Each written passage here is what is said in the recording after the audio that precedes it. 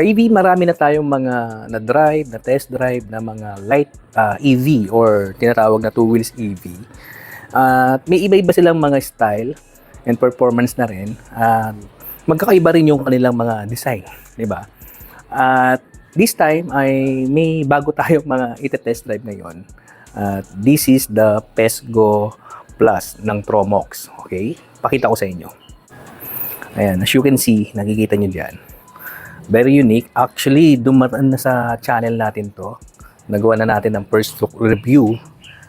Pinakita na natin sa channel natin yung details nitong PESGO Plus.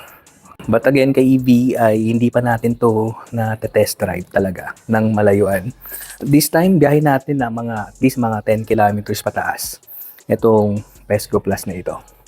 Kasi gusto ko rin malaman yung performance nito pagdating sa city driving. So, pag city driving lang naman talaga ito, kung malayo, ay syempre, hindi pwede to. Kasi I think ang range nito is 70 kilometers lang. So, hindi siya ganun kalayo ang nararating. But again, if city driving lang naman, ay pwedeng-pwede na yung 70 kilometers. And this PESGO Plus ay ang kanyang top speed ka-EV ay 45 kilometers to 50 kilometers actually. So, nagbabari siya. Depende sa weight ng nakasakay. Again, ay test drive natin to. And I'm going to BGC. So, doon masarap mag-drive, ano? Sa Makati area, papuntang BGC. Or kung saan man tayo dalhin ni Waze, di ba? Kasi may mga bike lane kasi, kaya yun ang masarap sa ganitong mga e-bike. Kasi nga, pwede siyang naka-pedal lang eh. But dito, ngayon, ay wala siyang pedal, nakatanggal. But again, in case na maubusan ka ng battery, pwede mo siyang i-pedal, di ba? So, makakarating ka pa rin kahit paano sa pupuntahan mo.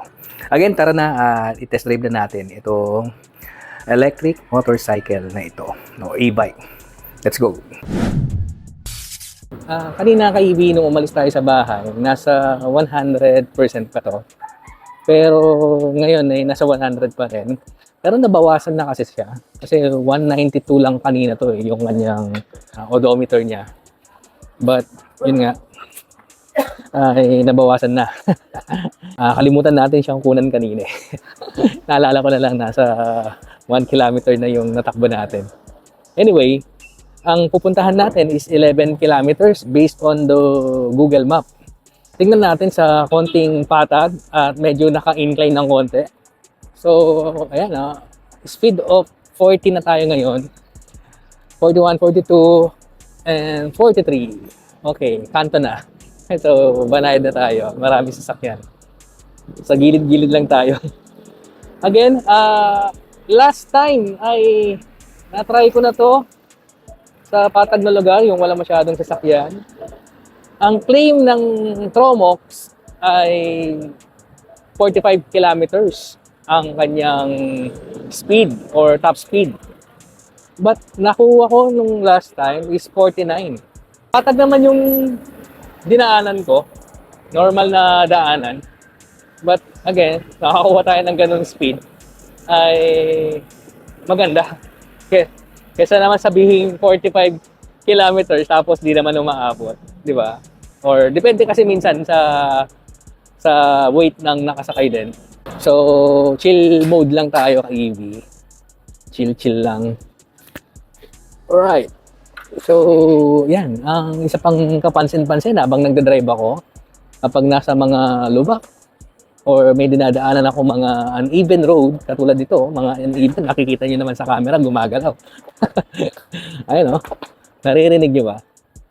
Ay, yun nga, ay maganda yung kanyang suspension. Diba? So, napaka-smooth ng kanyang suspension. Hindi siya yung masakit sa katawan. So, kung sa suspension, okay na tayo. Yan, how about the brake? So, sa braking system, ka-EV, ayan, habang nagbe-brake ako, napaka-smooth din ng kanyang brake. So, gusto ko yung brake niya. Smooth din. Isa pa kaibi kapag naka-signal light tayo, maririnig mo yung kanyang sound ng kanyang signal light na hindi naman siya malakas, pero at least mapapansin mo na naka-signal light ka. Hindi siya kagaya ng kotse na bumabalik, di ba? Ito, kailangan mong ibalik yung signal light niya or lagay sa center. Pagdating naman sa power niya and performance, pagdating sa mga incline, dito naman sa Maynila, wala naman masyadong incline na mataas talaga eh. Ang nakita ko lang na mataas dito, yung sa may Lacson. Di ba? But again, eto, pataas nga ako ngayon. Hindi ko lang mapakita sa inyo, wala akong camera sa harap eh. Pero, eto, incline to, I think mga 15 degrees yung kanyang incline. Dito yan sa may Pakalentong. Yung parang paglagpas mo dito sa may ilog or sapa. Ganda rin. For me, ayos naman din.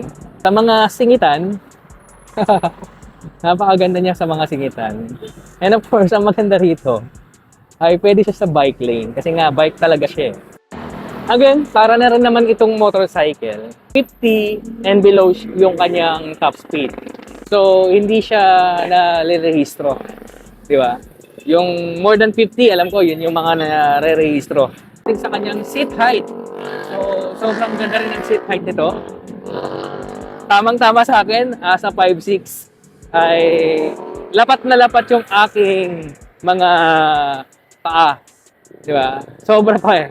Nakabend pa nga ako ng konti. Again, sa mga lady driver or lady riders natin dyan, o lady biker, pwede sa inyo to kasi hindi siya ganun kataas. Masarap niya pang i-drive, di ba? Yung riding position natin kasi kay EV ay maganda. So, pinag-isipan ng mga engineer nito yung position natin dito. So, kaya masarap siyang i-drive or sakyan. Pwede nga ito pang long ride kung obra lang yung kanyang range, eh, no? Pero again, limit lang yung range natin. O, ikaw bahala kung gusto mong mag-bike na, di ba? Kaya magaan siya. Hindi makitid yung kanyang handling. Siguro, mga 1 inch lang naman ang hinahaba sa normal na motorcycle. Katulad ng click, ganyan.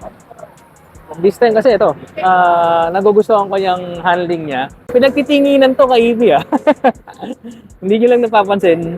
Pero, head turner talaga to.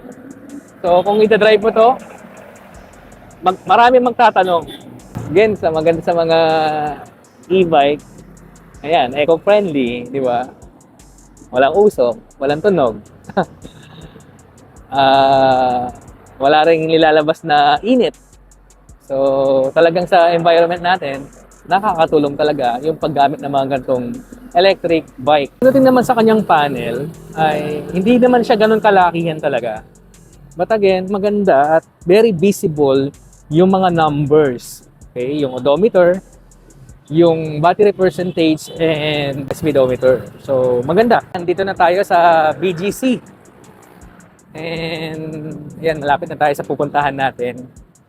So, as of now, ang battery percentage natin is 79%. So, kanina nung umalis tayo doon is 192 kilometers yung odometer. But this time is 201. Mga 1 to 2 kilometers pa yung tatakbuhin natin hanggang doon sa pupuntahan natin. So, again, KB, ayan, andito na tayo sa BGC. Okay. Ayan, nakita niyo naman yung ating test drive. Yun na yun. Wala naman dagdag yun, wala naman bawa. So, yun lang naman ang aking experience sa pag-test drive itong Pesto Plus. So, again, siguro sa susunod ay mag-angkas ako para malaman natin yung pakiramdam kapag may angkas. And anyway, kung bago ka lang sa ating channel, gusto mo na mga content na patungkol sa mga electric vehicle, please subscribe ka sa ating channel. At marami pa tayong mga i-feature ng mga e-motorcycle na katulad nito and e-car na rin or electric vehicle na rin na 4 wheels ang i-feature natin dito. So again, I'm Mark from Electric Vehicle Channel PH. Let's go!